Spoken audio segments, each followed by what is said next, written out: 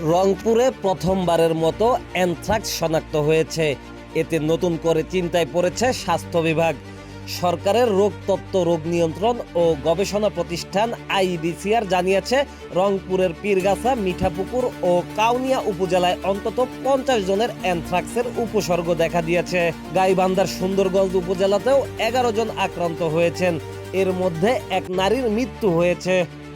IEDCR এর পরিচালক অধ্যাপক তাহমিনা শিরিন জানান, এটি রংপুর অঞ্চলে প্রথম শনাক্ত হওয়া অ্যানথ্রাক্স।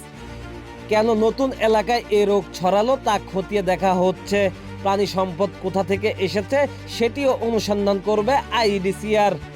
অন্যদিকে জনস্বাস্থ্যবিদ অধ্যাপক মাহমুদুর রহমান বলেছেন, অ্যানথ্রাক্সের জীবাণু মাটিতে প্রায় 100 বছর পর্যন্ত টিকে থাকতে পারে। কচি ঘাস খাওয়ার সময় গবাদি পশুর মুখে মাটি ঢুকে গেলে সেখান থেকেই সংক্রমণ শুরু হয়। পরবর্তীতে আক্রান্ত রোগীর মাংস, রক্ত বা পশমের সংস্পর্শে এলে মানুষও সংক্রমিত হতে পারে।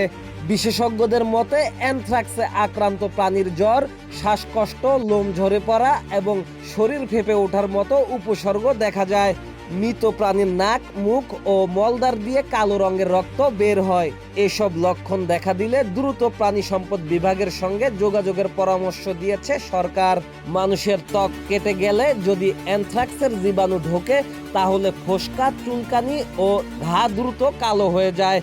তখন জ্বর, মাথা ব্যথা বা বমির ভাব দেখা দিতে পারে। এমন হলে অবিলম্বে চিকিৎসকের পরামর্শ দেওয়ার আহ্বান জানানো হয়েছে। আইইডিসিআর বলছে, নতুন এলাকায় সংক্রমণ ঠেকাতে নজরদারি আরো জোরদার করা হবে।